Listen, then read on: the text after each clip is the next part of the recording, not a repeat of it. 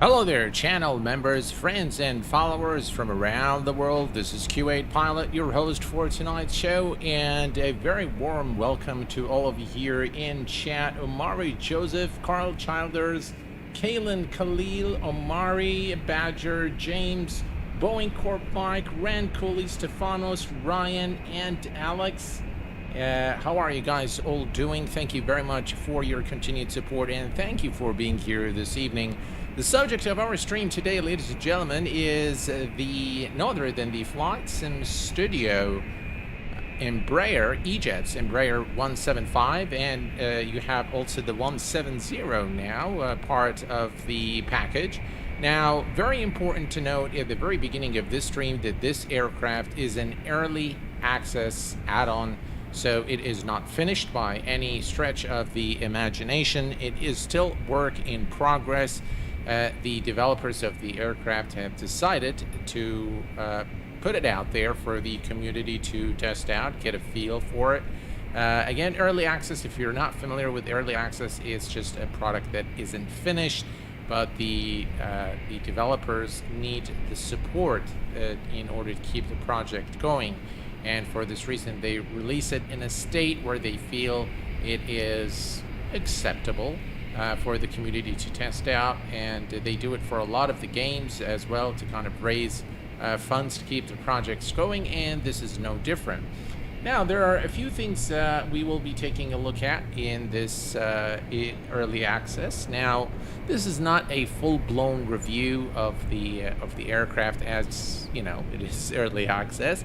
But there are a few aspects I think that we can comment on, and we can anticipate what there is, what there is going to be in the final version, or I will give you my thoughts as to what should be or what I would expect in the final version. Now, the 3D model is not something that was developed by FlightSim Studios. It was purchased from the guys over at Xcraft, the guys who are developing the E-Jet series for X-Plane 12. And by the way, I'm a beta tester of the E-Jets by Xcraft, and we should be having something for you guys in the very near future. Again, I'm under a strict NDA, so I cannot say much, but the model of this aircraft is absolutely gorgeous. Very, very nice model of the aircraft, very authentic representation. There are a few things I'm not sure this is, again, you can see right here. You see this here. I'm not sure this is, again, in the real aircraft, but the rest of the aircraft looks really good. You can see the wings here. You can see the engines, the landing gear, and then very, very, very high attention to details right there. The landing gear and the landing gear bay. As you can see, again, very nice texturing of the aircraft overall. From the 3D model perspective, again, a few things to note, but nothing serious. Overall, a very, very beautiful model and very authentic representation of the Embraer. And we're flying today Polish Airlines service from Chopin in Poland to Prague in the Czech Republic. Again, as you can see here from the external model, I think things are modeled very well, giving the aircraft a very realistic and authentic look. Let's hop into the cockpit. Now, the cockpit is, it's got nice ambient sounds, but overall, I think the texturing in the cockpit can use some work still. Again, this is early access, but I would expect better quality textures in the final release. Jeff, hello, Jeff. Welcome, my friend. Glad to have you here with us. And we have also Pilot M Gamer. Greetings to you, my friend. Oh, real E175 driver here. Looking forward to the stream. Oh, excellent. So we can have you here as our reference to tell us how realistic things are, or not realistic, maybe. Again, this is early access, but very glad to have you here, sir. Welcome aboard. And we have also MCP 2002 from Fresno, California. Wow, my second home. Welcome, my friend. That wing root looks weird. Yeah, it does look weird on the outside. Yeah, without a doubt. All right. So if we look here at the overhead panel, again, this overhead panel, again, I have something to compare this to, which is the E-Jets by X-Craft. So just looking at this, the overhead panel, again, looks very authentic. All the buttons and the switches are in the right place. You see what you could expect to see in the Embraer. Overall, nice look and feel of the cockpit, but again, as I indicated, I would expect the panel work to be a little more crisp, maybe. This kind of looks, I don't know. It has some a weird. I know they've tried to put some details, but it just doesn't look that great in my view. Now, if we zoom in here, maybe maybe it looks okay. Yeah, here. I think this panel work needs work. I do like the knobs and the switches, but this is something I expect that it will be improved in the final version. Let's open the door here and take a look at the passenger cabin. I think it's got a reasonably well-modeled passenger cabin here, as you can see. Nice seats. It's got business class, and it's got the economy class model.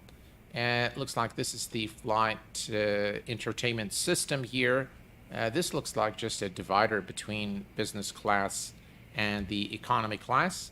The overhead cabins there are okay. Again, textures, again, I don't really mind too much the passenger cabin. I don't really mind to see something that is suboptimal in terms of the textures to save a little bit on performance.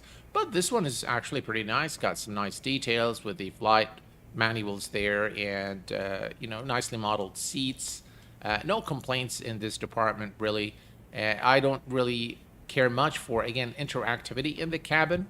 And this one's got everything visually modeled. It looks like you can open the door here from within the aircraft, which is nice. But other than that, everything is pretty much static, just visuals. But nice detailing, again, on the aircraft. As you can see here, Wi-Fi on board and things like that. So that's, a good effort overall in terms of the look and feel of the aircraft, the texturing, the modeling. I think it's not bad. All right, so very quickly, let's take a look at our flight plan today. So we are going to be departing Chopin, Warsaw, Poland today, runway 15, through the Soxy 6 Delta departure, through the Soxer transition. And we have favoring winds currently for runway 15, and the destination is today Prague Airport in the Czech Republic. We're going to be performing an ILS approach, runway 30 through the Golo 5 Romeo arrival. The alternate today is Berlin, EDDB, and this is where we are situated right now. We are at gate 14 Lima, stand 14 Lima, and as you can see here, it's also shown there in the display. All right, 14 left. Let's get things started, folks. We're going to come here to the electronic flight bag. Again, not finished. The electronic flight bag not finished, but very quickly from the I have my SimBrief username here, and you can set the brightness. You can set this to auto, so during nighttime it would be more bright. And then we're going to go here. From this ground service page, you can open the doors if that's what you choose to do. Now, GSX support is not complete for this aircraft, so it kind of thinks that this is, a passenger entry. So some things are off, and I haven't found a GSX profile for the aircraft, so we're not going to be doing that today. Maybe we'll do deboarding once we arrive into Prague. Flight details, let's go ahead and say add, and I do like the fact that it integrates with SimBrief. Now, it doesn't seem to put everything into the FMS, but let's go ahead and do import SimBrief plan. And we'll just wait a little while. As you can see here, we have our origin, airport, destination, flight number. We are lot 523. This is a real-world route from Chopin to Prague. Departure is 1845 Zulu or UTC, and we're going to be arriving at 2015 Zulu. We're going to click here and say OK, and then we're going to click OK. Now, you're going to get all the flight details here, which is nice. And then from the departure, we can select the runway 15, condition dry, flaps 2. You can leave that alone, and we can click here to get the wind, which is something I like. It's got already the fuel set up for you, and you have the load sheet with the payload for the cargo, as well as zones A and B inside the aircraft.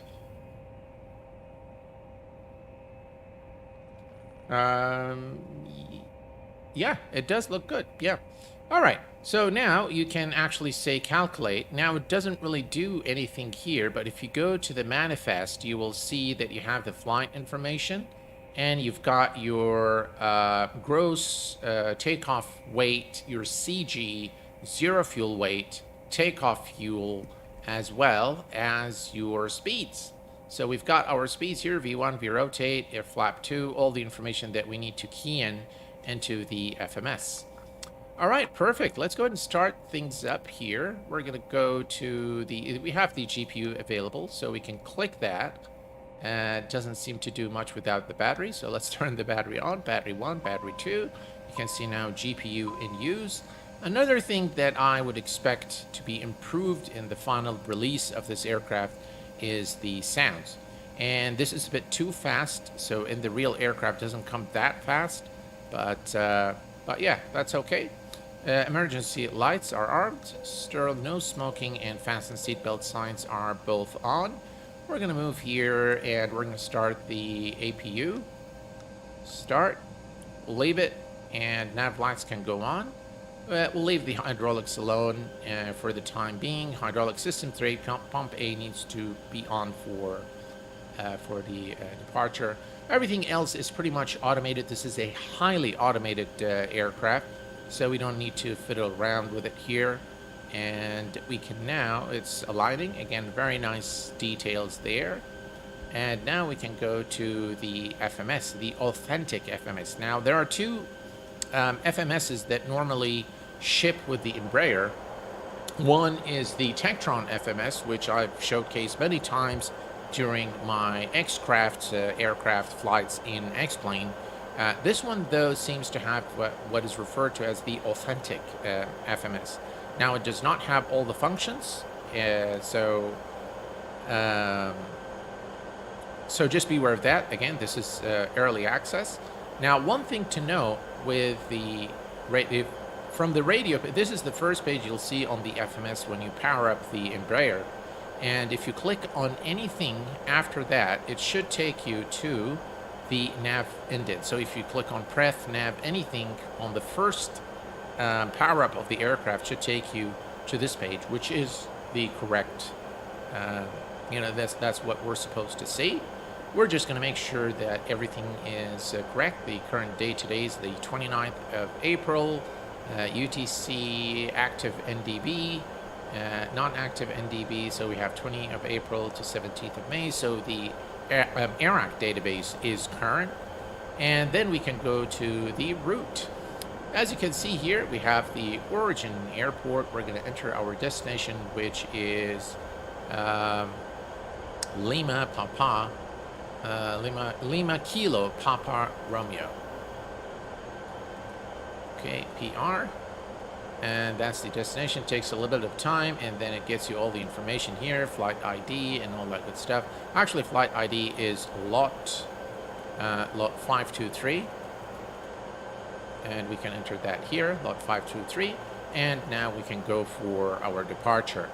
Now, one thing that is to know, if you decide that you want to support the developers and you want to get this early access aircraft, the FMS is a little bit buggy.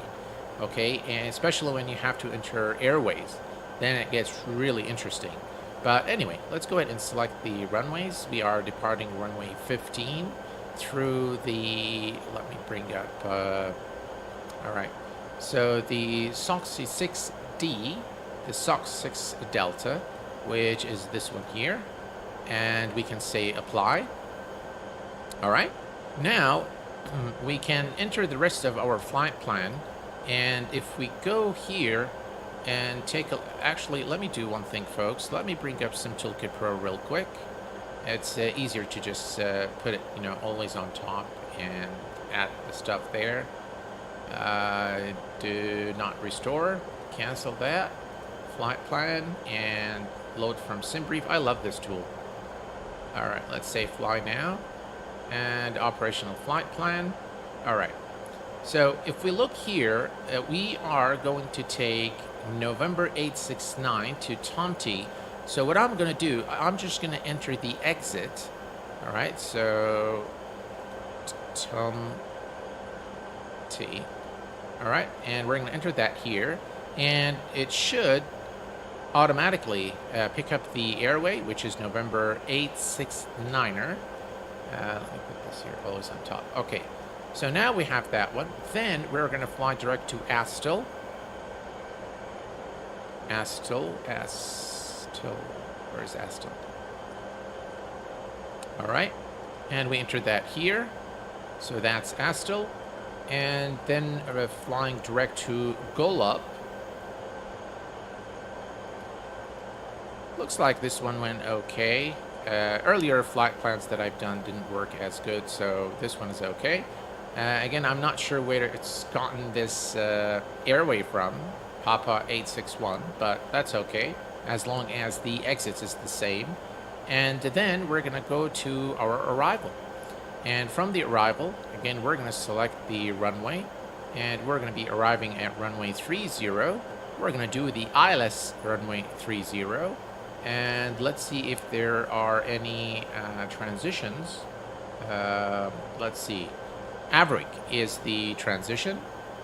Okay, so this guy here. Averick is the transition. And finally, we'll select the star for our for runway 30. And the star is the Golub 5 Romeo. Golub 5 Romeo, which is this one here. And now we have everything there. Excellent. Apply. Excellent. Now if we go to the flight plan, we have the full flight plan. And again, we're going to make sure that there are no discontinuities in our flight plan. Looks okay.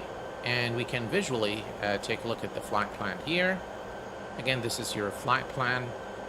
And you can, of course, cycle. You can increase and decrease the range here, as you can see.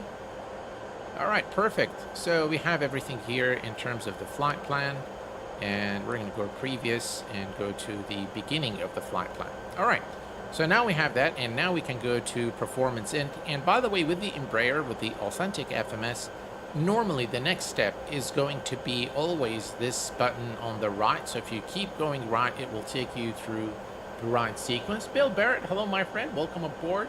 With this current version, you are better off manually adding in star waypoints as they cannot be edited later. Yeah, and that's exactly what we've done. Absolutely.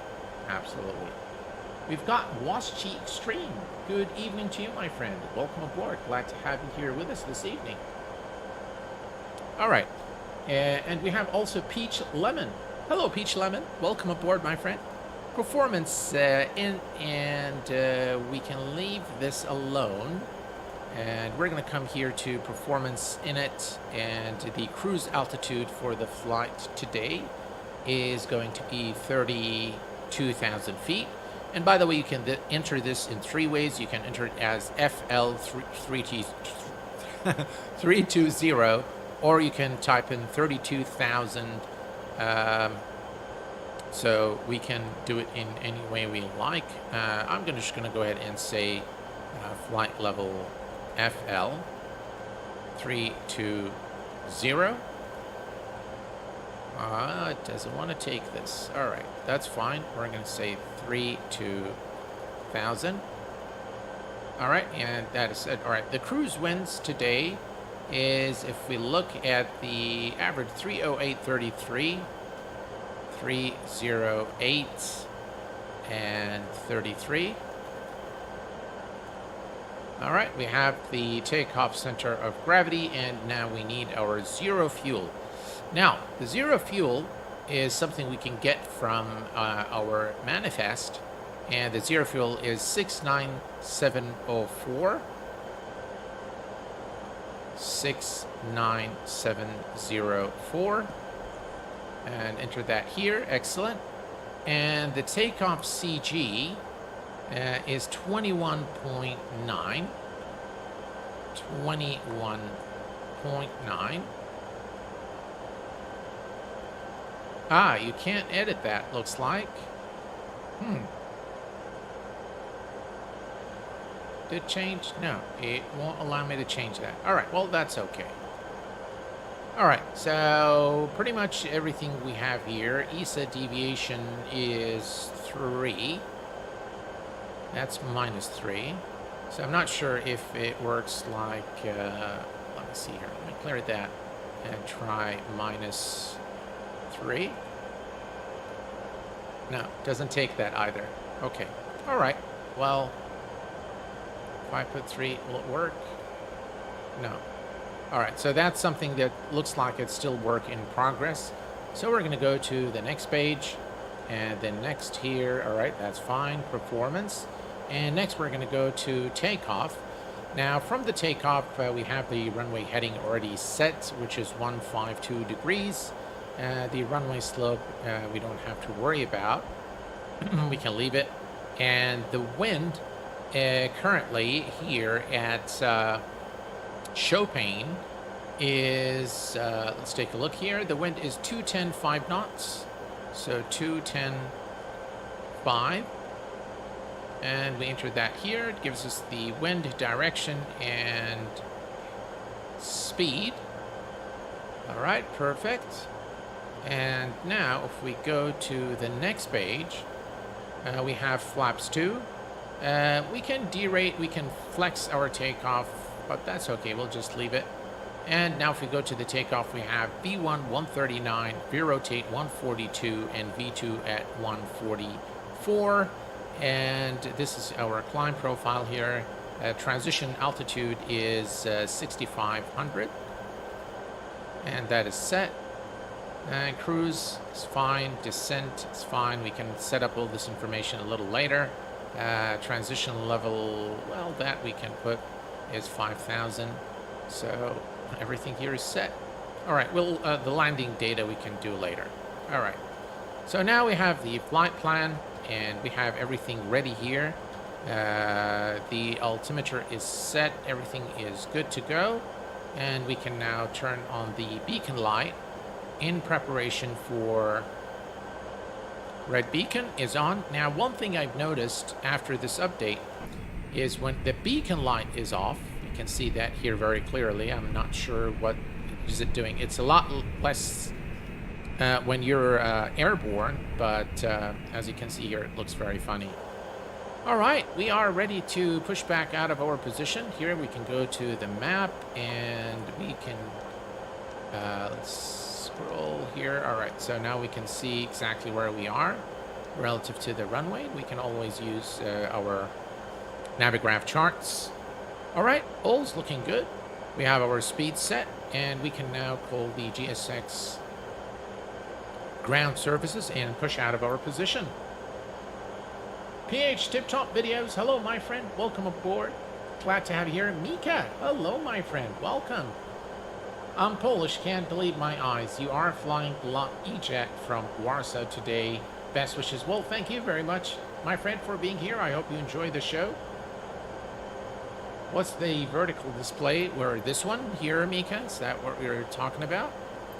All right, let's go ahead and prepare for pushback and departure. Lot Polish Airlines, and we are good.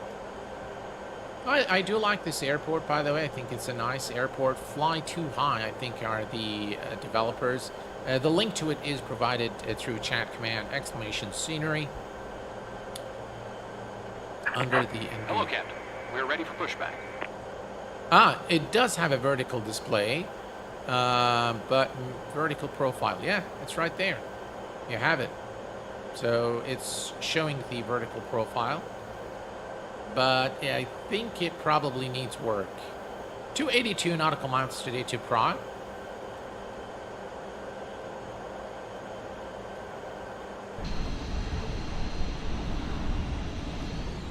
Where's the guy? Departure check completed. Ah, Has been inserted. look, he is underneath. That's probably because of the because of the profile of the aircraft for GSX.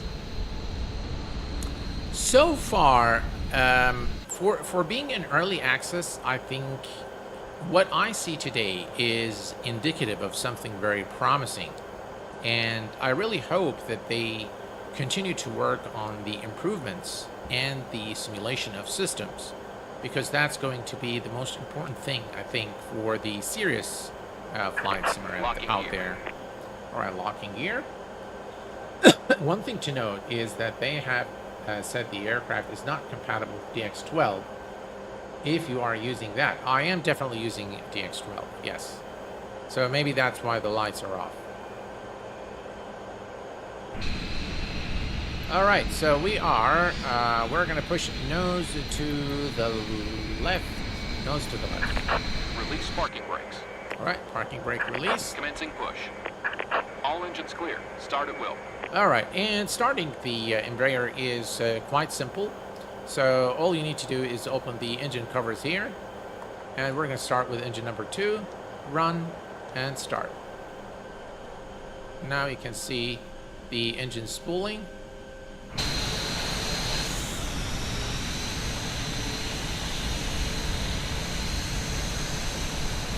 No regard to the aircraft behind us. The pushback truck is determined to push us out of our position.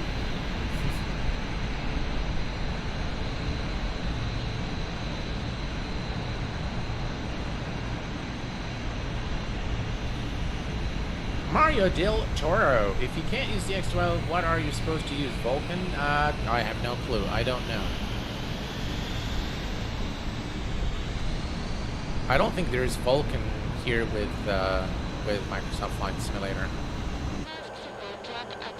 All right, now you can hear there's a passenger announcement, but it's really bad.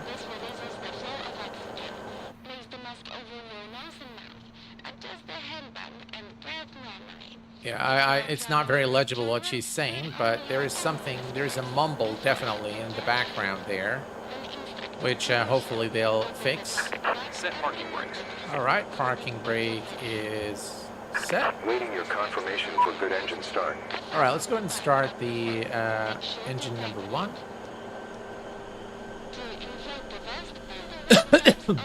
Okay. We're starting. We can go ahead and tell GSX that we're good. Cockpit to ground. We have a good engine start. I do like the night lighting on this aircraft. I think it's done well. We'll probably take a look at it once we are at our destination. True flight, pretty accurate. Then they are never legible in real life. Yeah, the sound isn't very good, to be honest. I think the sound still needs a lot of work. But nonetheless, you know, very promising product. Unlocking gear.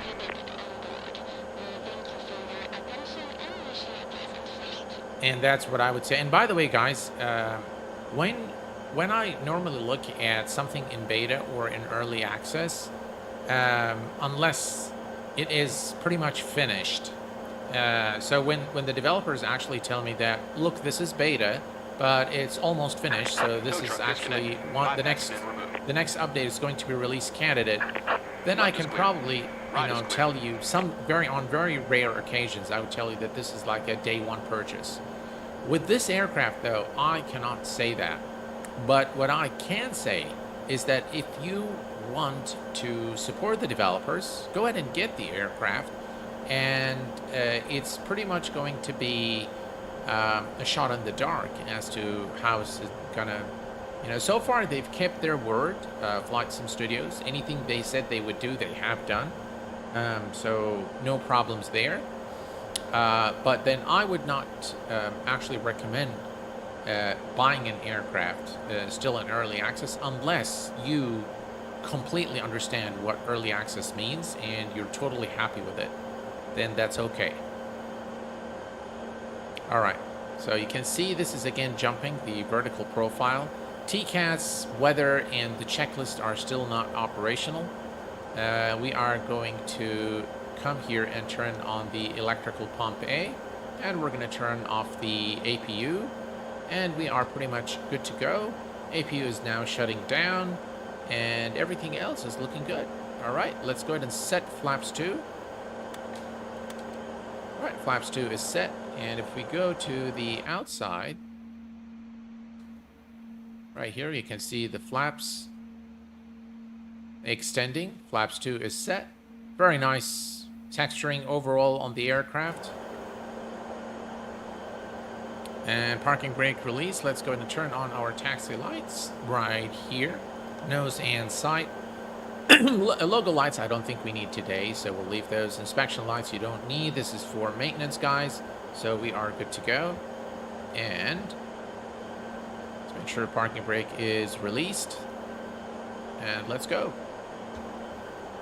By the way, it's very normal on the Embraer that it actually starts rolling down the taxiway without applying any power. This is very true of the real aircraft. In fact, Embraer pilots normally use the brakes to slow the aircraft down.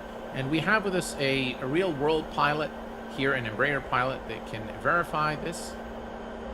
You can buy it at a reduced price with no upgrade price later, so that it's good for early access purchasers. Yeah, absolutely.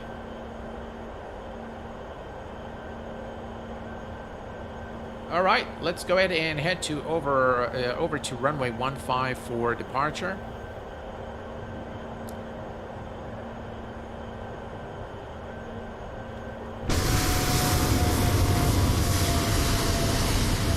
Very lovely 3D model of the aircraft. Overall done to a very high standard, especially the exterior model. I do like the exterior model a lot. What I don't like about GSX is all this movement of the vehicles all around the airport with, you know, complete disregard for aircraft. But other than that, again, another great add-on.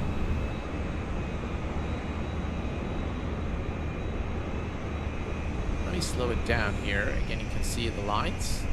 Those are the taxi lights, nose lights, and the side lights for the taxi.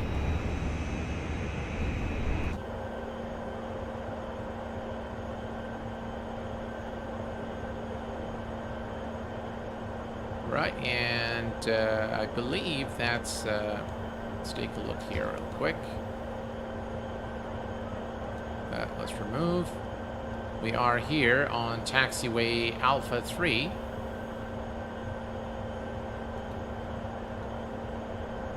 Right, we're just going to follow that aircraft over there. Looks like he's departing.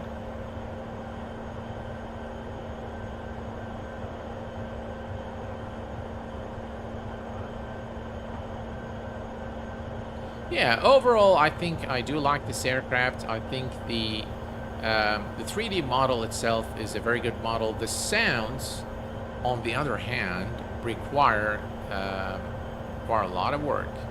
And of course, we'd like to see, we'd like to see more depth into the systems, which I think they are going to bring. So I don't think that that is something. Well, you know what? We can just go here. We'll turn on this taxiway and follow that. Another Embraer, it looks like, is taking off.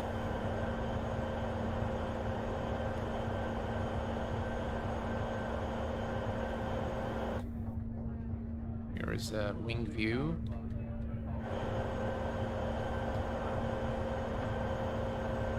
Alrighty. There we go. That's the hold short for runway 15. And we're going to come here and we're going to make sure our landing lights are on, strobe lights are on, and we are good to go. Auto brake, rejected takeoff.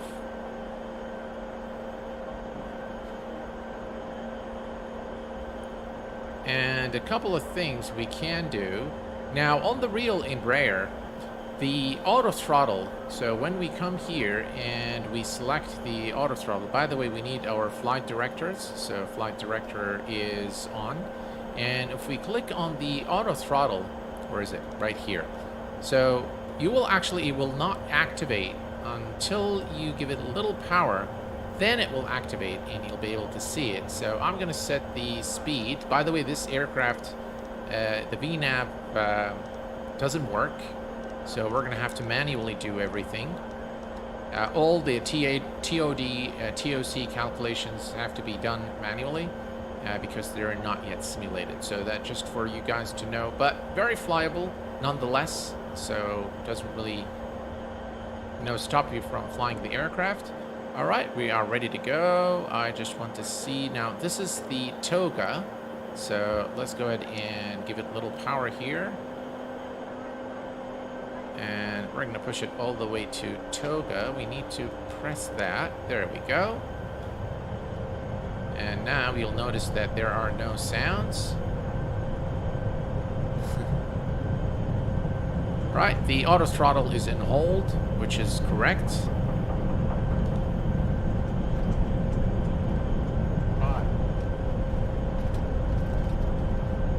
Right, we're coming up to V1. V1 and rotate. Positive rate, gears going up.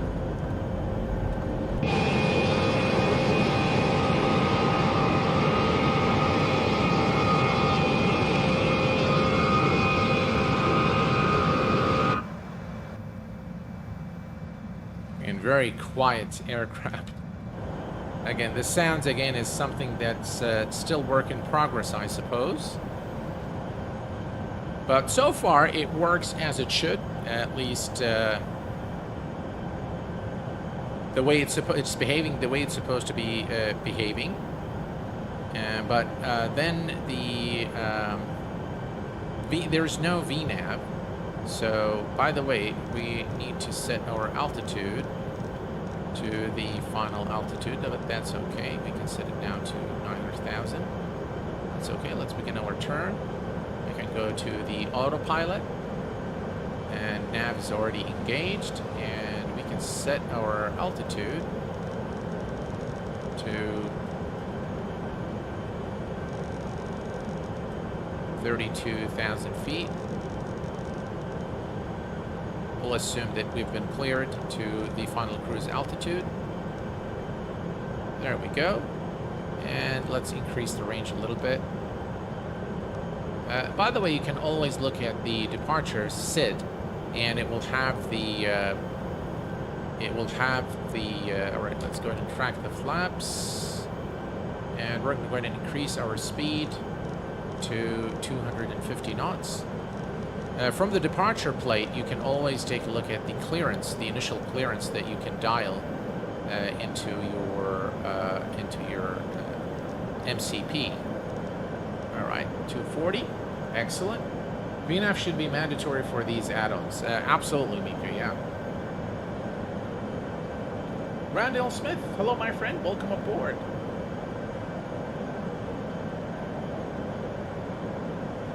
I've been on one recently. I was so happy that the packs were off most of the flight.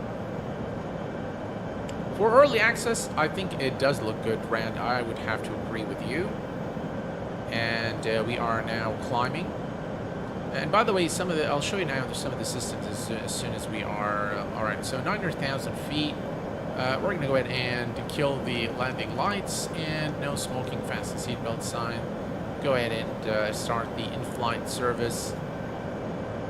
And yeah, I think again it's not bad. It's not bad. And if you look here at the systems, you have all this. The flight control test is there. The hydraulic page is there, and then you've got your fuel page, electrical, ECS, anti-ice, but then the rest are not there. So the engine maintenance, and sysconfig are still work in progress, and the plan page is operational, and you can see the final distance to, and this is what we're going to be using, by the way, today for our top of descent calculation. And then we're going to go to the map here. Again, we can see the profile, vertical profile, and we can see, we can remove, by the way, some of the elements here if you want. You can put TCAS, but you can't show it. And then you've got the weather, so you can select the weather or the terrain, or you can turn this off completely. We'll leave it on terrain for this flight. But overall, I think it looks okay. It looks very good. Very enjoyable, by the way, if you like to fly Embraers. I think this aircraft is in a state where it is not finished. It can be improved in a lot of different ways, but I think it's still quite enjoyable. I did enjoy flying this aircraft on the few test flights that I've done. By the way, transition altitude is 6,500, so let's set bearer to standard and continue our climb.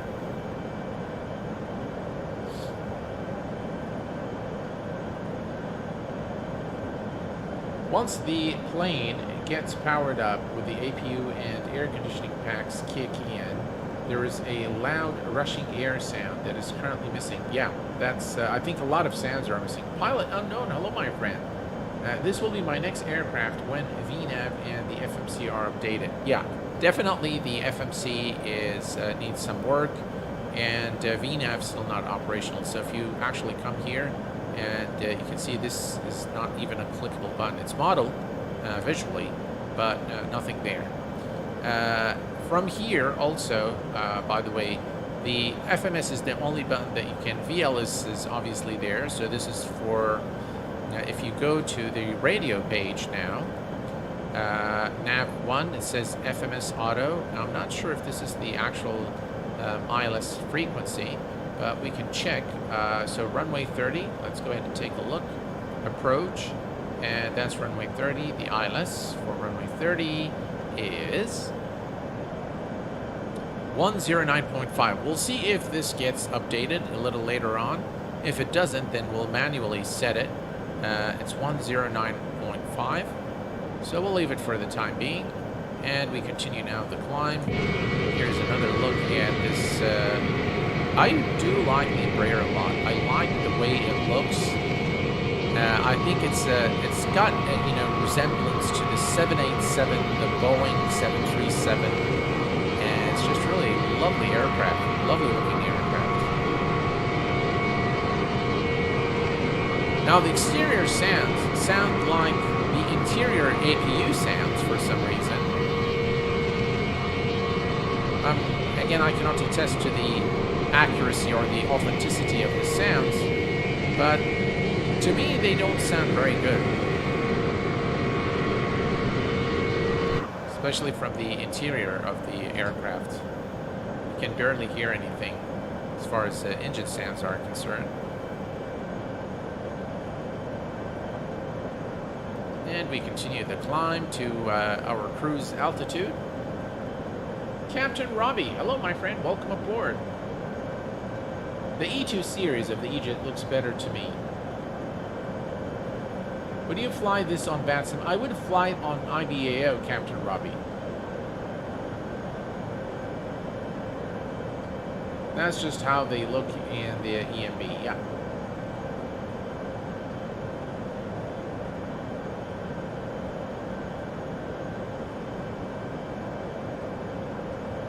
All right, we continue the climb now to our cruise altitude.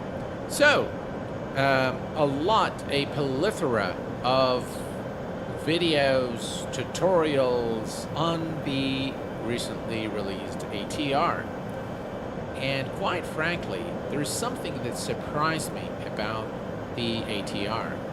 And it's not the aircraft, it's not the aircraft systems, or some of the bugs that shipped with it, or some of the, visual elements that are a bit off. What shocked me is that people are complaining about an aircraft that has a lot of depth in system simulation and is a real bargain in terms of the price, and people are still complaining. And I sometimes don't understand, why do people complain? If we go back to the day when we had P3D add-ons and many of the X-Plane add-ons as well, we paid more money for add-ons that were half as good as the ATR. Now, by the way, the ATR is not study level. Is it expert level? I don't know what expert level means. I don't know what Asobo means by expert level, but I'll tell you what I think. First of all, in terms of study level, when you call something study level, then all aspects of the simulation has to be there.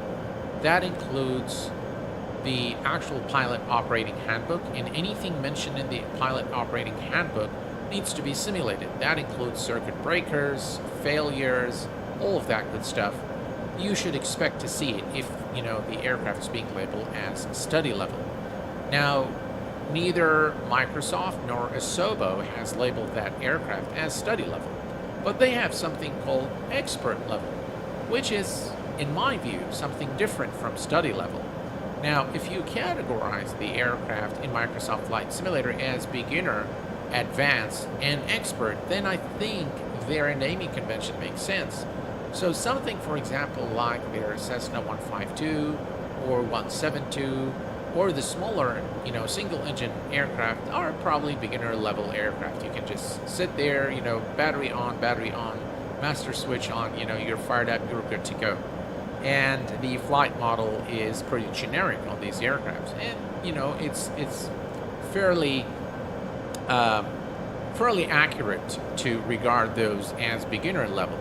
Then you have the, you know, advanced level, maybe something like setting up the Airbus A320 or the 787 or the 747, and then you have the expert level, which is the first one, is the ATR, which has a lot of depth into the system simulation.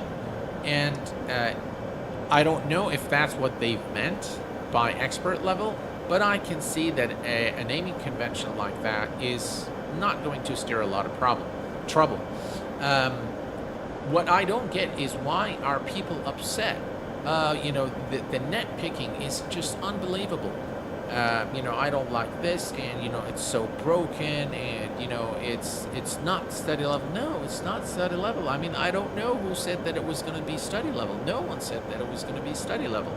But the aircraft has a lot of depth in how it simulates the systems. It doesn't have failures. The circuit breakers, for example, are not modeled. They're modeled visually, but they're not functional. But the aircraft delivers a lot of value for the money that you have to pay. And I just don't get why people can be upset about an aircraft like the ATR. I think it's a really good add-on, and I recommend it with confidence. I think it's great. And by the way, if you are okay with the concept of early access, this is something I would recommend as well. The FlightSim Studio E-Jets series. Definitely, I recommend it if you know and comfortable with early access, because, by the way, I've seen things in early access that are way less than this.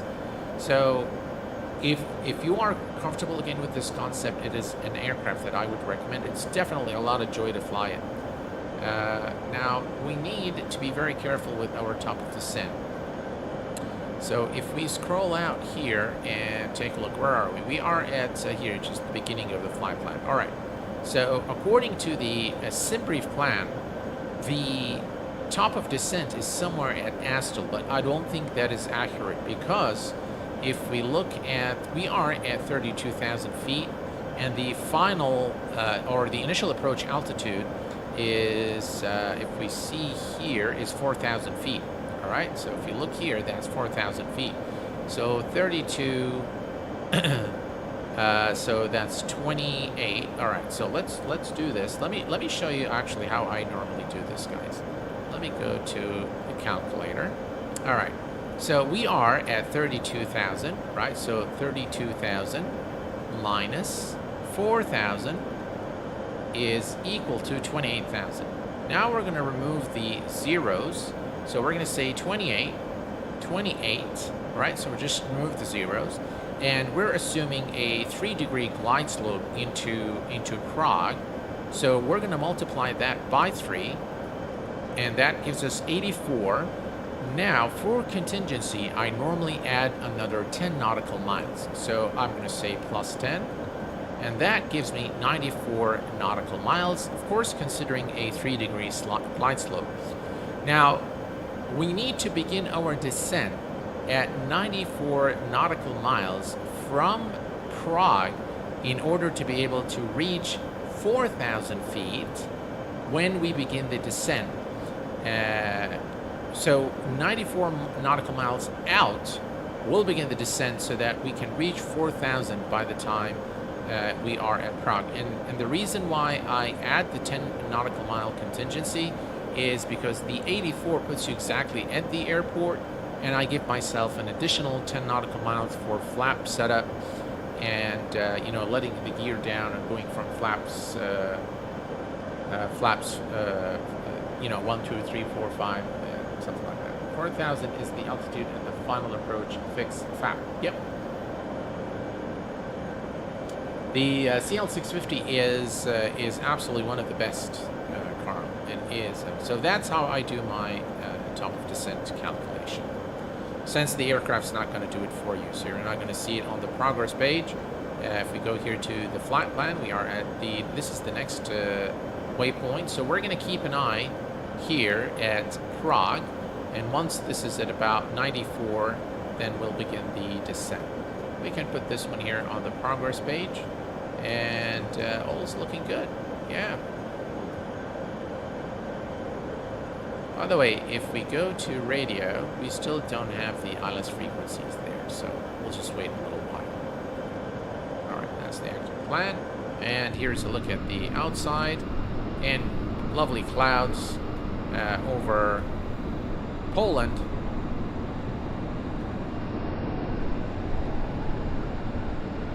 Very nice terrain as well. I've noticed that this, with the Sim Update 13, I don't think that they fixed anything, but the Sim is, again, performing a lot better, in my view. Since the last update, I think it's been doing really well.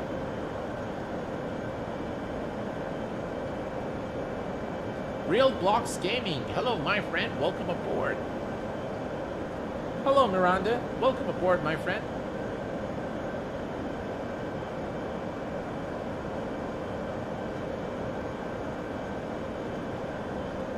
All right, so we are looking good.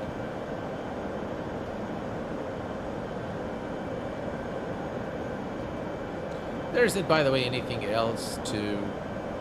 I'm not sure what this is here. Huh. What did that do? I have no clue. Something is gone. Ah, we can move the sun visors, which is nice.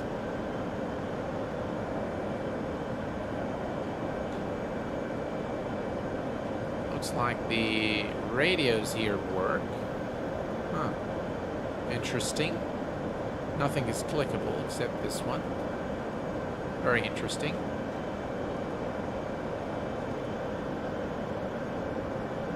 Yeah, overall, very good effort. Ah, you can open that. Cool.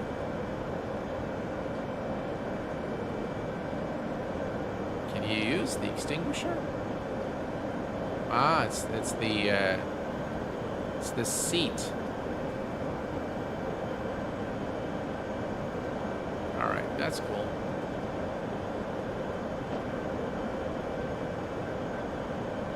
All right, so overall, I think, you know, it again, the early access gives you sort of an impression as to how things are going to look. Why are we not going to our 32,000 feet? We're doing it very slowly for some reason.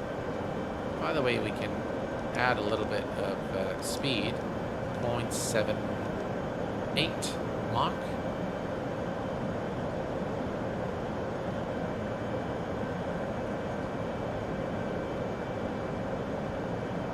My hunch is that it cannot go unless we increase the speed. Maybe then we will see it climbing to 32. That's just a hunch. Omar Flight, hello my friend, welcome aboard. Where can I buy the aircraft? You can buy it at the Airsoft store. Pilot unknown. See, it's not a complete piece of garbage. They have put some detail into it. No. I never said that it was. No, it's a very good add-on. Yeah, and I Bravo 001, welcome, my friend. I really hope that they continue to develop this add-on because I think it is great, and it is actually a developer that so far has kept their word, and so they're definitely trustworthy up to this point. So yeah, and by the way, they had another aircraft. I think I reviewed their aircraft here on the channel. So, and they show a lot of character. Those guys are really great. I haven't had any, any direct contact with them, but just I've been monitoring the progress on this add-on very, very closely. Because I'll tell you what, guys, one of the things I do here on the channel is, first of all, I do not like to do a gratuitous use of an aircraft that is recently released. Because, that tends to bring a lot of those guys who are, oh, this is not working, that is not working. So normally I do maybe 1 or 2 flights. I let the developers actually, of course for a finished product, not for early access, but I let them kind of take a look at, what needs to be fixed, and they can go back and fix it. And then I'll do another. So once there is an update, when something has changed, then I do another flight, just to kind of show you guys. But with this specific one, when it first came out, I had a lot of stuttering with it. The performance was horrible, even with my 4090. So I said, you know what? I'm not going to misrepresent this product because I know a lot of people have not had any issues, and one of them is my very good friend Bill Barrett, who is constantly here with us in chat. Bill has been very helpful in giving me a lot of information about the aircraft and when the updates are coming and things like that. So thank you very much for that, Bill. I do appreciate it very much.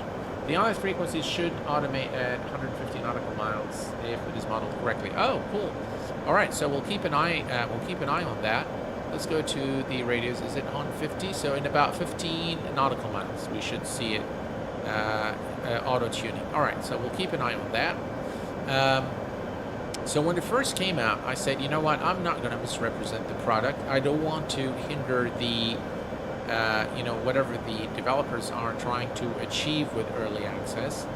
And at the time, I would have probably said a lot of not very good things. not to bash the developers, not from that perspective, but I would have, brought the aircraft and say, look, I don't recommend it even if it's in early access because, look, I have a 4090, it's not working. So normally that's not me. That's not what Q8 does. What I always do is I give developers some time to iron out things.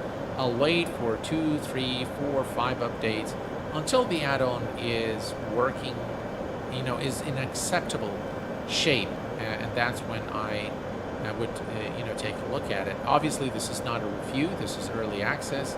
But it is sort of a first look at the FlightSim Studio E-Jet series, which, again, I will say this one more time. If you are okay with the concept of early access, this is an early access you should get and try out because it is actually an enjoyable aircraft to hand fly. It's got reasonable representation of what is yet to be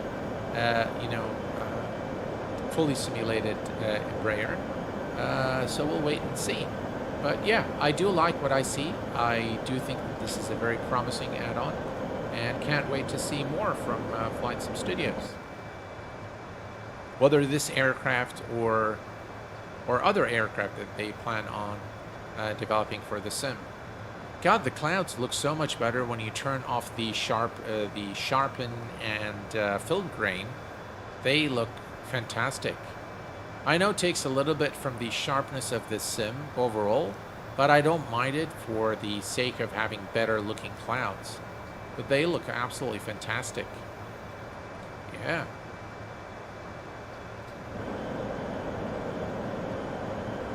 All right. If we look here, we are now 98 nautical miles, 157 nautical miles from Prague. So very short flight. Very short flight. This view looks really nice. Look at that.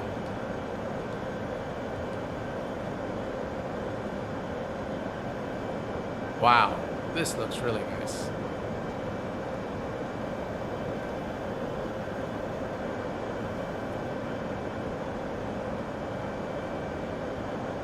They are definitely beautiful Pilot MB games.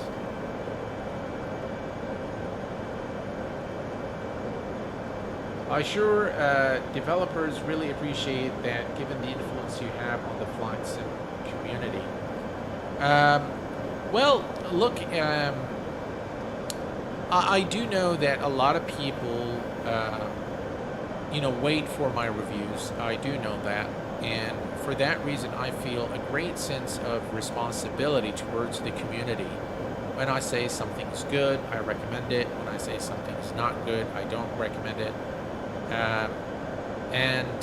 I do also sometimes consult with my with Rand, Carl, Alex, Stan. Those are guys I trust, and I consult with them. But again, I consult with them, of course, on things that happen on streams and things like that. And I sometimes also ask them for their opinion. What do they think? Was I too harsh? Was I, fair and square? And that is something that's very important for me. Because again, I do know that a lot of people wait for me to say something is okay or not okay. And by the way, guys, I know that in life, you're not going to be able to make everyone happy. If you do want to make everyone happy, believe me, go sell ice cream. But if you want to make, if you want to remain, if you set certain lines, certain principles, and you follow them, some people aren't going to be happy, some are not. And after my last X-Enviro stream, I've had a few exchanges with Magnus, who stands behind X-Enviro. And we had a long conversation. And Magnus is a very good friend of mine, and I really enjoy having him as a friend. I enjoy his friendship as a person. And I explained to him that, my responsibility towards this community is far greater than anything else. And although I understand that there are a lot of things that are not to be aired here in public that I know of, I simply cannot use those as means of recommending a product that I am personally not convinced in. So I'll just keep it there. But yeah, I am very aware that it's very difficult to please everyone. Tom Kersey, hello my friend, welcome aboard. All right, let's see if we are about 150 nautical miles. Let's see if the radios have tuned automatically. Ooh, look at that. Now, we have a real Embraer driver with us today, and he said about 150 nautical miles, the radios should automatically auto-tune, and that is simulated. And you can see here, if we go to the chart, 109.5 is already auto-tuned, which is pretty cool. Yeah. So again, that's a piece of detail which I really like. I love those details. And yeah, obviously it is simulated, and we need to be watchful here of the remaining distance as we need to begin the descent shortly. So we're going to come here, and we're going to go to perf, and we can go to the descent.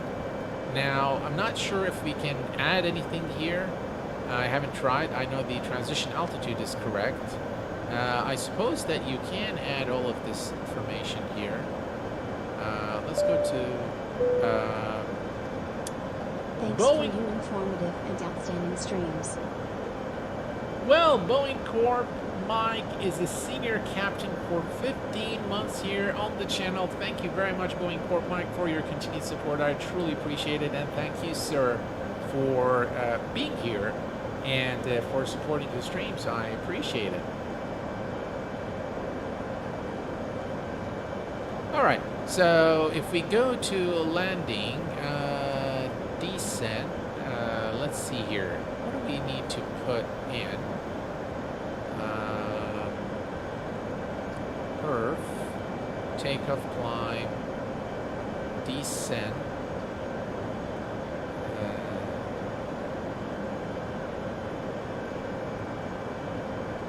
There's a page. Performance in it. That's performance, curve plan, curve data, climb, cruise, descent.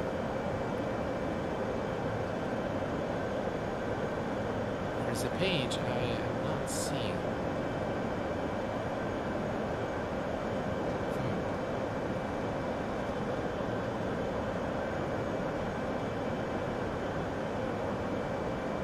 Alright, we have all of that. Landing. Landing in it. There we go. Alright, that's the page I am looking for. Alright, so now if we go here and take a look at the runway heading is 302 degrees. Right, is it 302 or 302? 302 degrees. And the landing temperature, so if we go to our airport, let's go to the flight and we're going to go to Prague. From Prague, we're going to select information and the weather at Prague, 10 Celsius. 10 Celsius. Landing flap is full, icing is no, and the current winds is going to be 328 knots. 328 knot. Excellent. And now if we go to the landing, we have the VREF, VAP, and VAC. I'm not sure what VAC and VFS are used for. But again, we have a real world pilot here to teach us today. So we're very fortunate, guys. But yeah, we have all the speeds set. And we are going to begin the descent shortly towards our destination. If we look actually here, let's see. There we go. That's the airport. So we're not too far now. And so we'll begin the descent in about 8 nautical miles or so. We're going to reset the MCP altitude to 4,000 feet.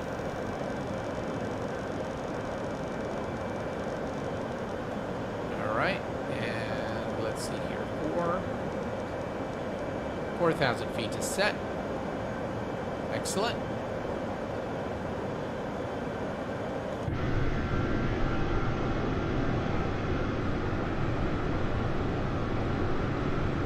Tell you, I do like the model, the Embraer. This model looks really nice. Yeah.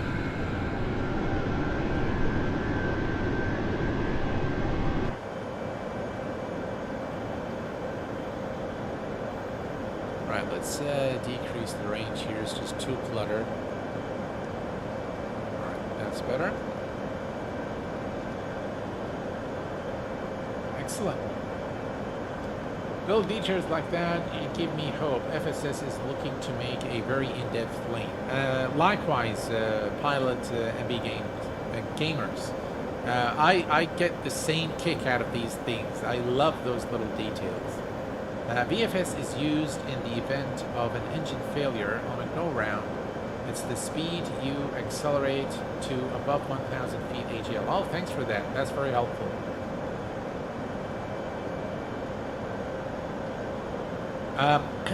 Alex, I cannot really say much about the E-Jets by X-Crafts because I'm under a strict NDA, but hopefully very soon I will be doing a stream with X-Crafts here on the channel, and I'll show you guys all about it.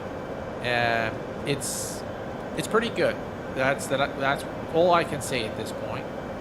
But stay tuned for more. More is coming on that aircraft. By the way, speaking of that, the FlightSim Cirrus SR 2020 Integra has been released for X-Plane 12. The FlightSim SR20 is a study level Cirrus for X-Plane. It is absolutely a blast to fly it, and I am going to probably fly it during the week. Captain Baku on On Eid, me and my friend went to Schiphol and spotted the E175 lot. I was hoping... Oh! I'm super happy that you're happy, Captain Baku. Thank you very much for being here. Q8, you're going to set up a cam so we can see your yoke and throttle with your stream. Oh, sure. You know, I've been wanting to do that, but I'm not sure why. I guess I'm just being lazy.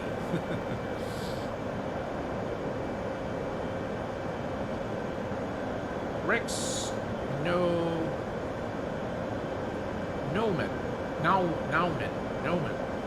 How are you doing, my friend? Welcome, glad to have you here. All right, I think we should begin the descent now, so let's do flight change.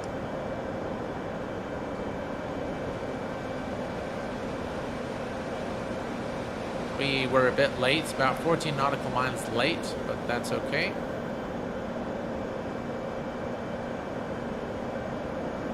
Oof, that's a lot. 5,600. Gee.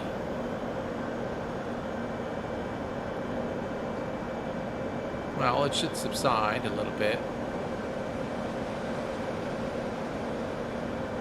It looks like the auto throttle is doing what it's supposed to do.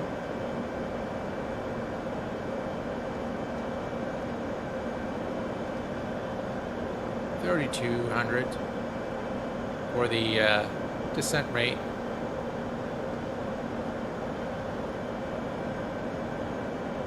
Still a bit excessive, if you ask me, but we'll just let the aircraft do its thing.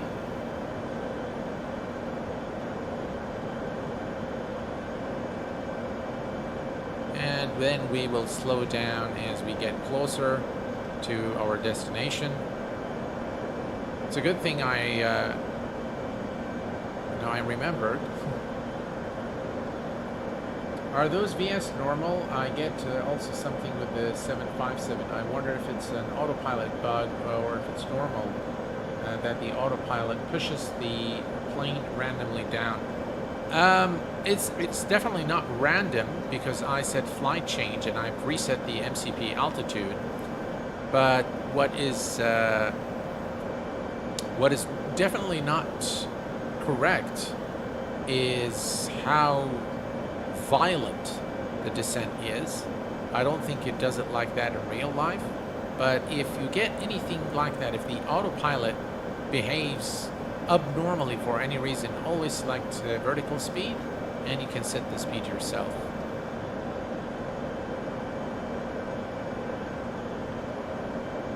But for now I think we're okay.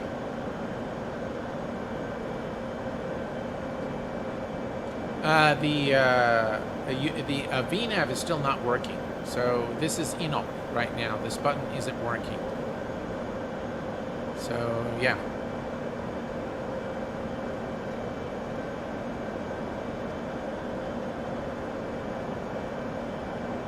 All right. What I'm going to do, folks, is I'm going to slow down the aircraft to 240 knots.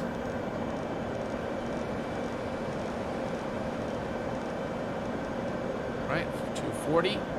Let's extend the speed brakes here a little bit to help it reduce speed a little faster.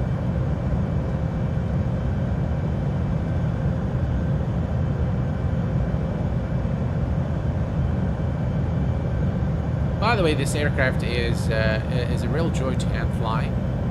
On the very first test I've done, in order to be able to bring to you guys this dream, I had to go around.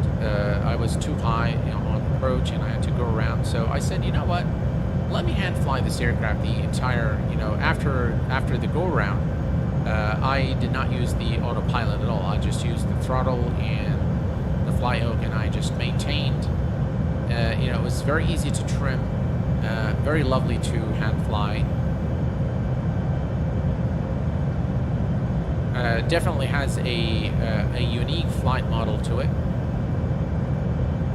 It's not like all the other aircraft that I've flown in the sim.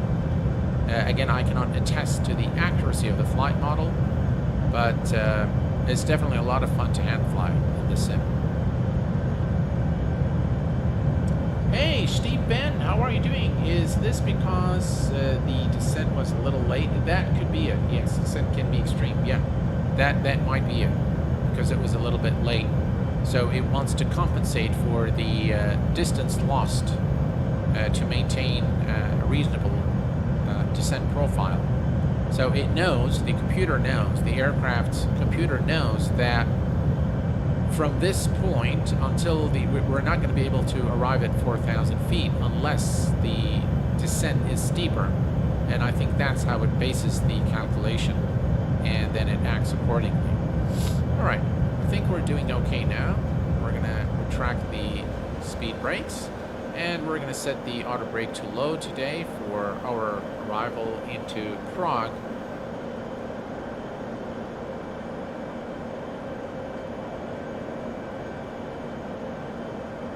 Hello, Relax Gaming. I would suppose that's Relax Gaming Italy. Greetings to you, my friend. Welcome. Glad to have you here. Here's the turn towards Prague now. Not much left. This is the transition. This is Skolop, as you can see here. And I think that we might be a little too high.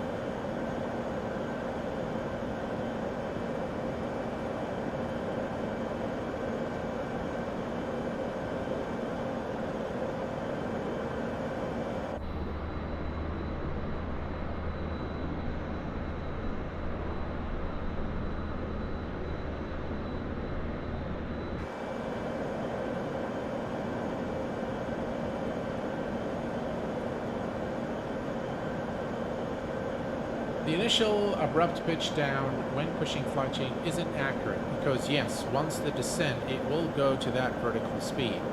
I see. So it is not accurate thing. All right. Thanks for that. Appreciate it. The 17190 series in flight change will always command the auto throttle to idle and pitch for airspeed. I see. Captain Baku, I think I've showed you guys the cabin, but that's fine. We can do it again. There we go. That's the passenger cabin. Again, nicely modeled business and economy classes. Yeah. By the way, are those... Ah, they are simulated.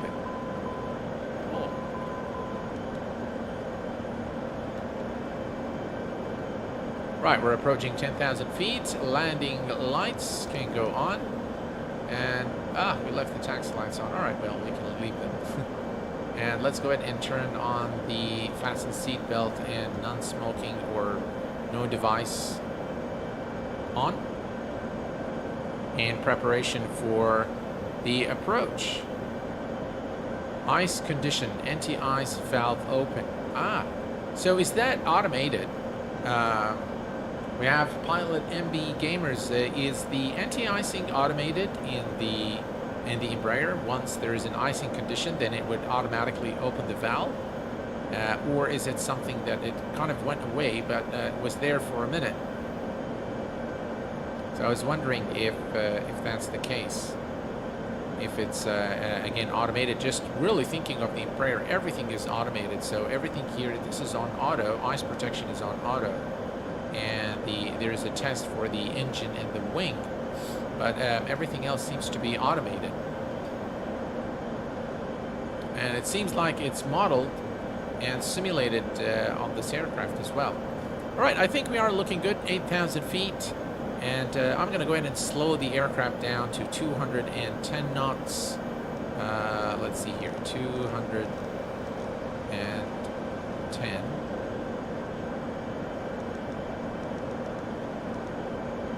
Right, 210 is set. Transition altitude is 5,000.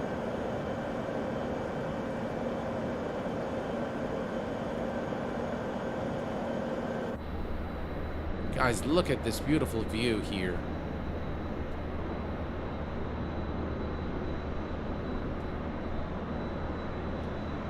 Just lovely.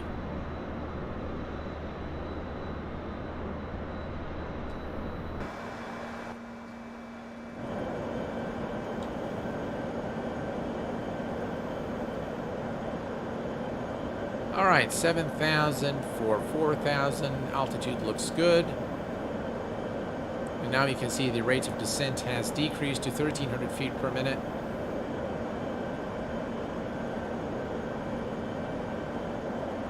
It is automated, yes. Ah, thanks for that. Appreciate it. Okay, I'm definitely buying it now. I'll tell you, Captain Bucko, you're definitely going to enjoy it. Although it is early access, I think it brings. I think it is an enjoyable add-on to have, considering, of course, it's early access. I've seen a lot worse than this in terms of early access. So this is actually a good early access aircraft. Right, looking good.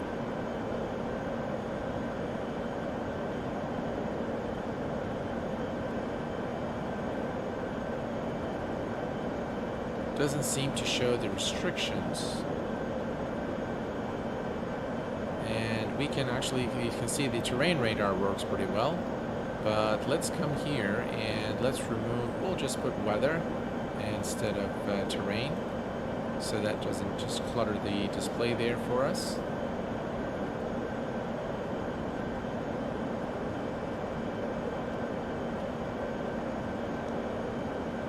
And we're almost there, folks. Yeah, look at that. That's the approach, exactly what we've seen in the charts. All right, 5,000. So we'll set the transition altitude, and let's see here, standard. All right. Now what you can see here is it has automatically set everything. The localizer has been set for the runway automatically. So again, at 150 nautical miles, it has auto-tuned the radios to the right frequency, which is 109.5. And also, as we gotten closer to the airport, it had set the localizer, localizer 1, to the airport. And you can see now we have everything here. The only thing we need to do is set the course, I suppose. Well, maybe it set the course as well. Course 302. Yeah, the course is also set. Now everything in magenta belongs to the FMS. Everything in the light blue color belongs to the VOR, so localizer 1. So you can see the course, the frequency, the distance, everything is now shown here. And we're looking good. Yeah, it's 4,000. This is the final or initial approach altitude. And we are almost at our destination. Yeah, lovely.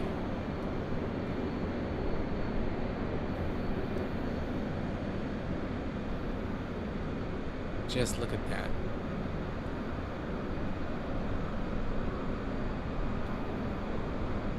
Mark Selman, hello my friend. Good evening to you. IFR Captain, hello my friend. Welcome. She's definitely looking great.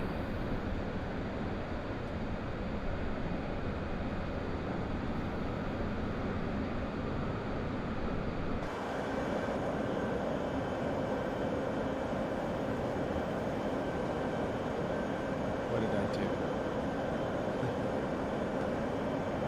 Looks like I took a screenshot. Yeah, it looks like we've descended a little bit too early, but that's okay. Well, we're going to maintain the current speed, 211 knots, and we'll keep going until we are established on the localizer. We can actually increase our speed a little bit, so let's go ahead and take it to about 220 knots. Yeah, that will help us arrive a bit faster to the airport. Lovely, lovely area here in Prague, in the Czech Republic.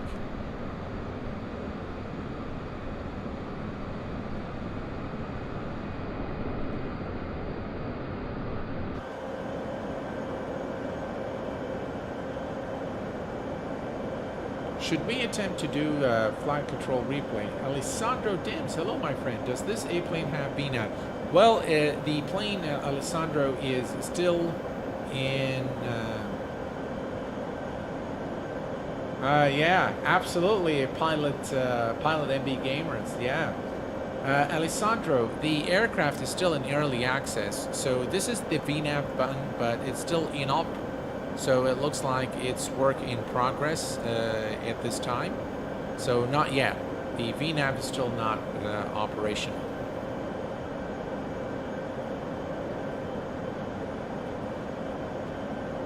You know what? I'm going to increase the speed a little more. And we'll take it to 240 knots. Since we are now at our final altitude, we can give it a little more speed, and we will decelerate after this waypoint here. We'll have sufficient time to decelerate. Everything is looking in tip-top shape.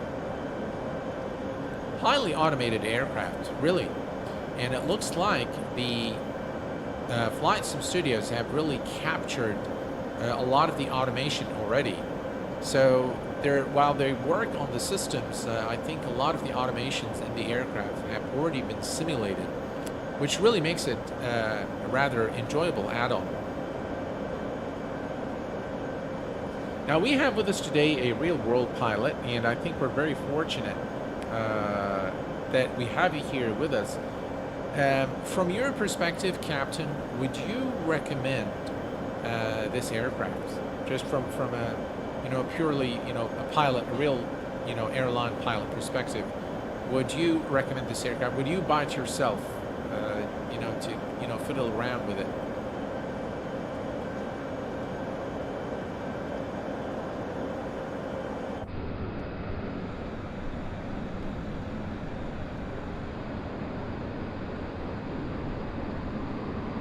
So this just looks so nice. Yeah.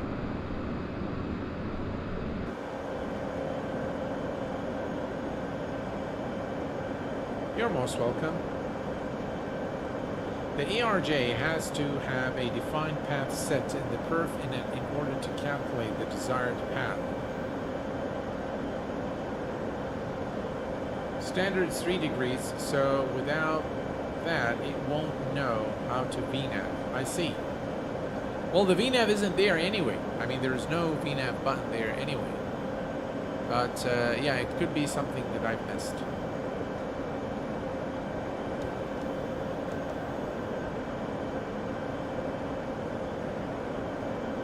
And we are in the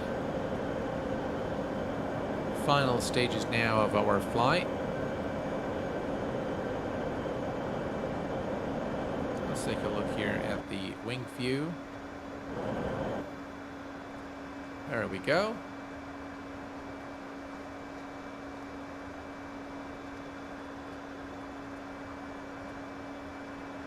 Lovely. I was listening to 320 Sim Pilot podcast, parts of it, and he said something very interesting, again from a real-world pilot perspective, is that he said one of the things he likes about Microsoft Flight Simulator is the ability to, to go to airports and experience that airport knowing that his experience in real life is going to match. And he gave a few examples of real-world airports that he's landed at versus what he's seen in the sim, and he said that the experience, just the overall scene, looks very familiar, which is very cool. I mean, coming from a real-world pilot perspective, that's a good thing to hear, and it's a good commendation for Flight Simulator, I suppose. I think there is still a lot of work in progress, as you have pointed out, but in its current state, I'd say it's a buy for simmers that really like this E-Jet. I see. Thank you very much, Captain. I appreciate it. I think I do agree with your assessment there. Again, not from a real-world, pilot perspective, but from the flight simming perspective, I think I would agree with you and second your recommendation. Lot Airlines was the launch customer for the E175. I see. Bill Barrett, it does have FPA and it works in my experience. Oh, I see. Okay. We have Daniel. Greetings from Prague. Well, hello, my friend. Greetings to you from Kuwait. What is the aircraft doing now?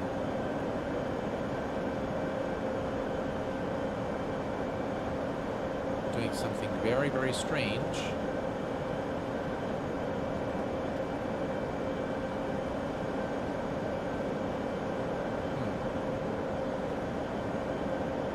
Alright, I'm going to go to heading mode.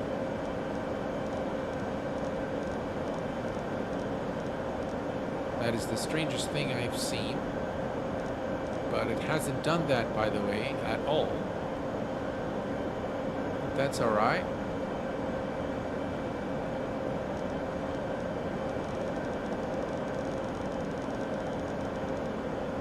Alright, I'm going to start reducing the speed now again to 180.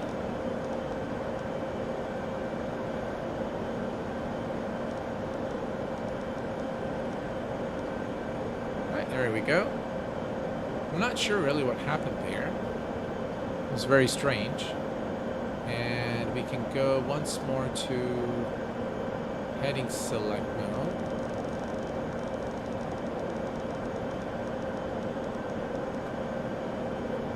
There we go.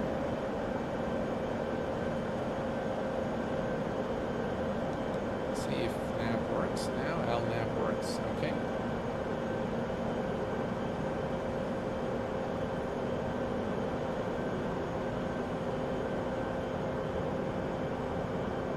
Not sure what happened there. Right, speed check and flaps 2.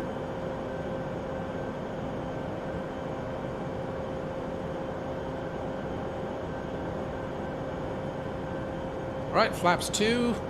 We're looking good. Auto brake set to low. And we are almost there, folks. I park in front of my friend's hangar in the sim here at my hometown. It's or is it really? Wow, that's really cool. Right, we can see the localizer diamond there moving, and we can also see the set course for the localizer. So all is looking good. Let me zoom in here a little bit. There we go. That's much better. Let's go ahead and decrease the speed to 1, no, not the altitude. 2,500. That's what I don't like about just moving this around. It's just a... Right, so we're going to go to 160. Speed check and flaps 3.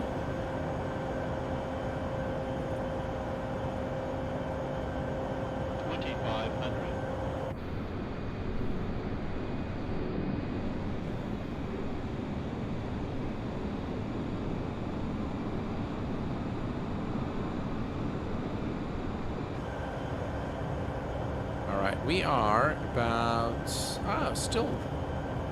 we have still quite a bit to the airport.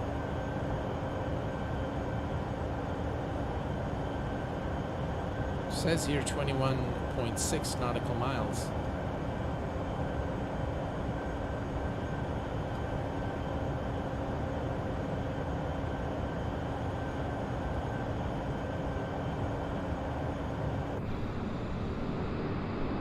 Look at those flaps.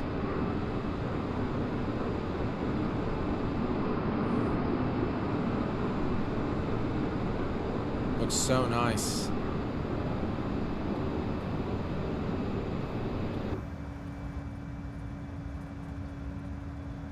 I love the looks of the flaps when they're deployed. 2,500. 2500. That's the airport right there.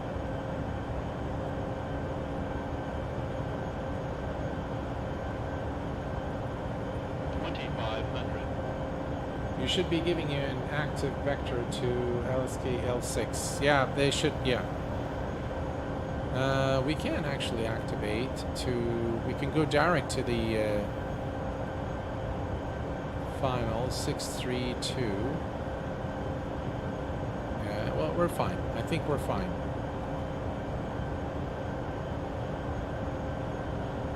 All right. So what we can do now is the following. We can click here on VL. All right, VL. And approach. And that will capture the localizer. 2500. As you can see here. And the runway is right ahead of us now.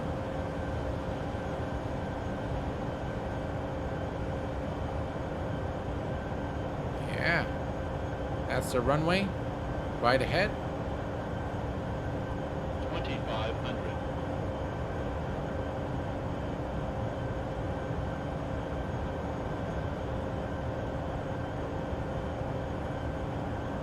Looking good. 2500.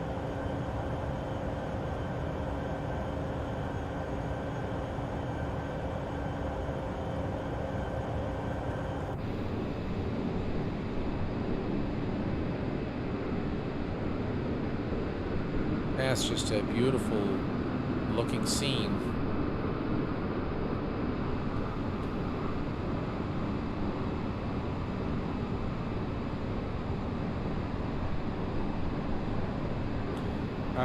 FYVL is used for localizer approaches with an ILS app. Should be from localizer and GS. Ah, I see. Okay.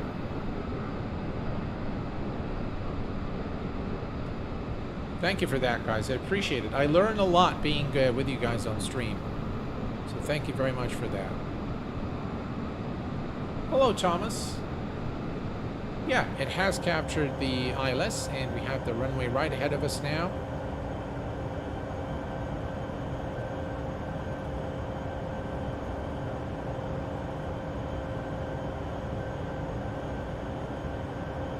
I can barely see the runway, but it's definitely visible.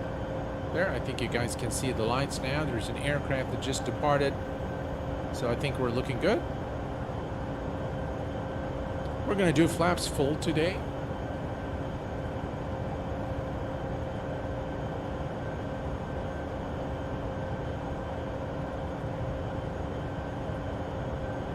Sammy, hello Sammy. Is it a new Embraer for MSFS? Is it good as Phoenix or PMDG? Sammy, this aircraft is early access, so it is still pretty much work in progress. It's not a finished product. It is enjoyable. No, it is not as in-depth right now as PMDG and Phoenix, but rather enjoyable. If you are okay with the concept of early access and having a non-finished product, then you can really enjoy this aircraft. I think it's a lot of fun. If you like the Embraer, then it will offer you that experience in the sim. Yeah.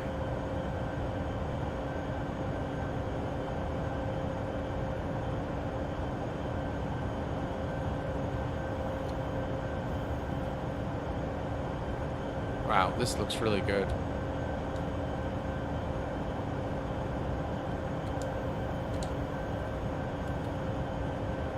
I mentioned this before, but you may not see the ILS diamonds in this version, so be aware of that. Is record on? No, it's not. Thank you, Rand. Alright, let's see. Flight control replay. I hope it doesn't break the sim. Because this is, again, where's the record? Record. There we go. Record. And we're going to call this 175. And enter. It's recording. All right. Now I'm pretty much sure that we're not going to get all the animations, but at least we have the at least, you know, we'll have the We'll have the replay. We're looking good.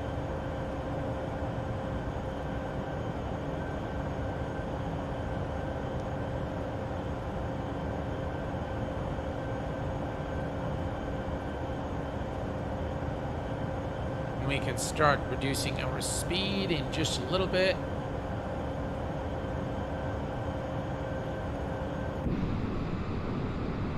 Wow, look at the scenery, guys.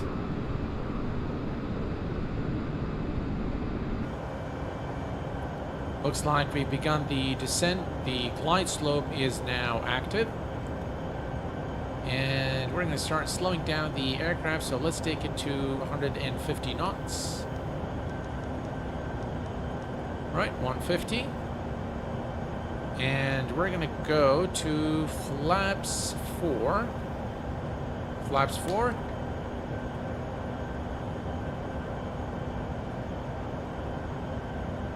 Runway in sight. We are cleared to land.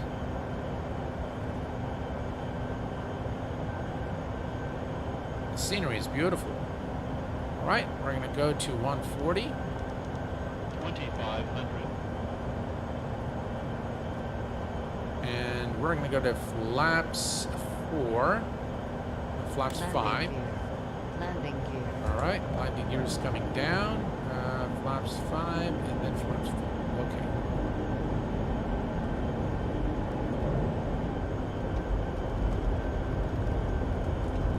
All right, let's go to VREF.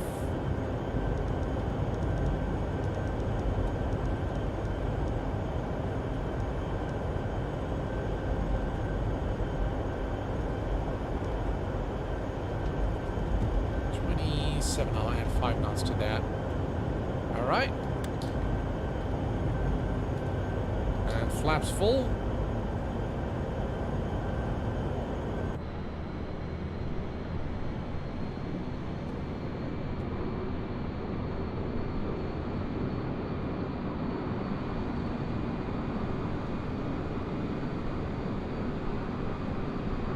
What a beautiful sight.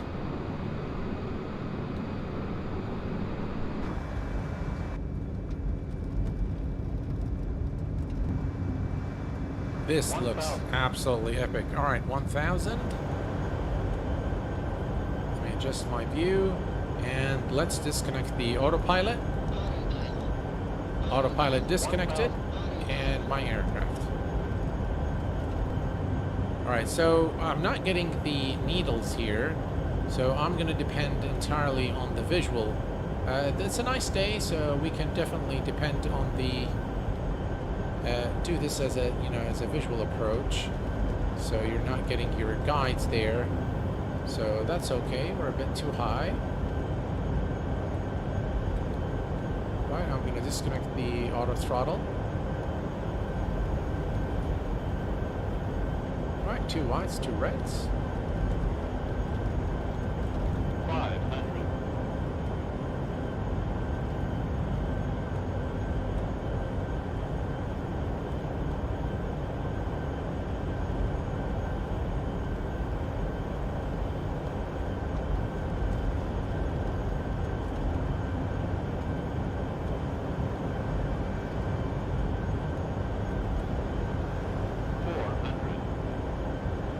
A little bit of wind there. 300. Minimum. 100.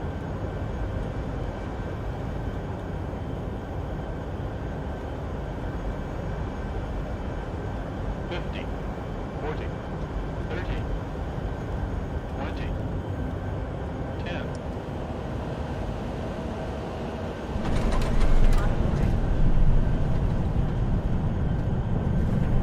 And ladies and gentlemen, welcome to Prague.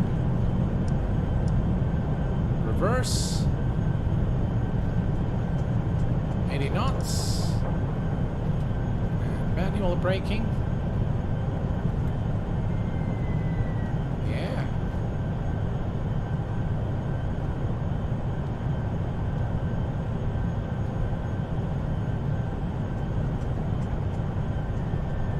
129 FPM.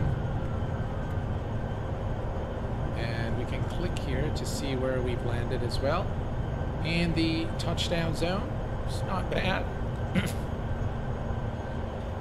Right, I suppose we can turn off the landing lights. Strobe lights can go on.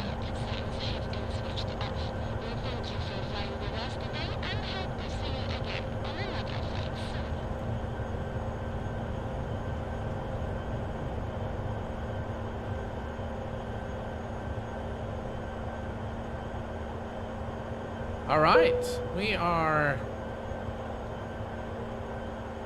Thank you very much there, pilot MB gamers. Oof. I get carried away looking at chat. Thank you, I appreciate it. Thank you, Carl. Oops, connection lost. Well, I'm glad it did that at the very end after our landing. Hopefully it will reconnect. But yeah, again, a beautiful rendition of Prague Airport for Microsoft Flight Simulator. Both airports, they are payware airports. And we'll come here to gate 2, stand 22 Alpha.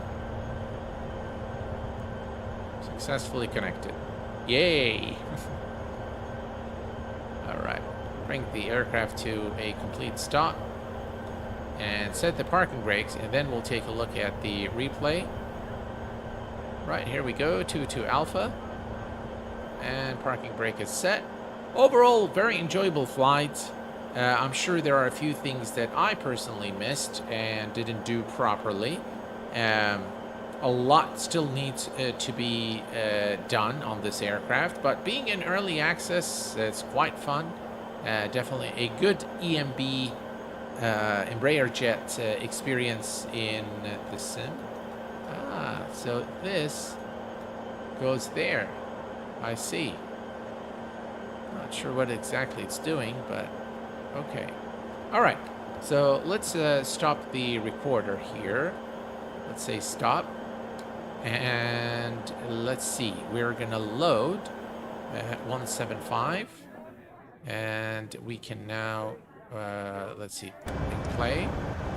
I don't think we need all of that, so we're just gonna skip through, maybe until, where is this? Right there. All right, there we go. Ah, works as it should.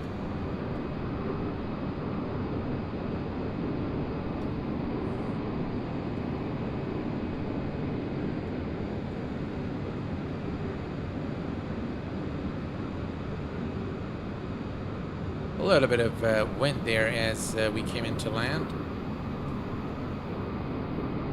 Very lovely approach into Prague in the Czech Republic.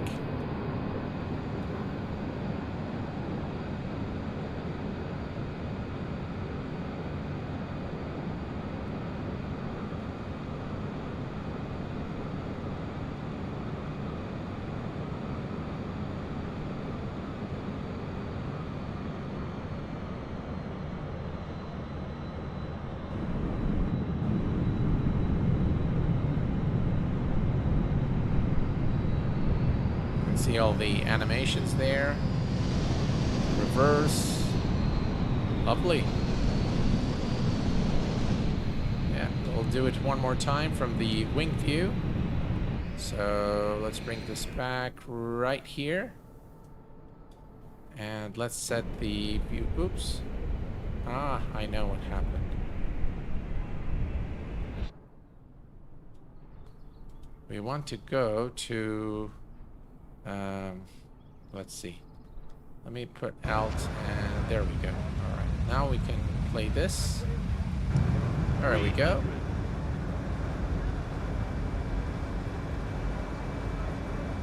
Wow, this looks really good, guys. 100. Thank you, Brandon. Appreciate it, my friend. Thanks, Boeing Corp Mike. Appreciate it.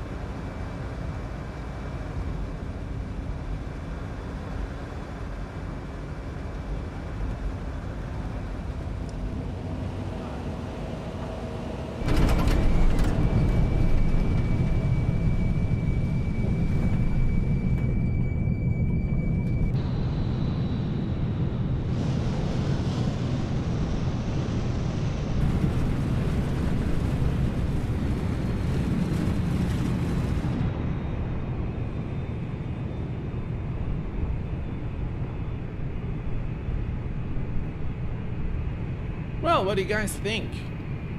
Early access aircraft by FlightSim Studios that I think delivers on what they have so far promised they would deliver up to this point. And considering its early access, I think the aircraft does offer something unique and something very special. So if you are very comfortable with the concept of early access, you don't mind buying something that is not complete and something that's missing a lot of features, this early access is definitely one that I would invest in personally. One, to support the developers, but also because it does offer something very unique and something very special in the sim. So yeah, I do like it a lot. Well, folks, I think this pretty much brings us to the conclusion of our live stream today. If you have any questions, as usual, you can post them in the comments section after the video is published. I want to thank you all for being with me this evening. It was definitely an enjoyable experience flying this FlightSim Studio E-Jet 175. Until next time, please take care of yourselves and each other, and I will see you all very soon. Thanks for tuning in, and bye-bye for now.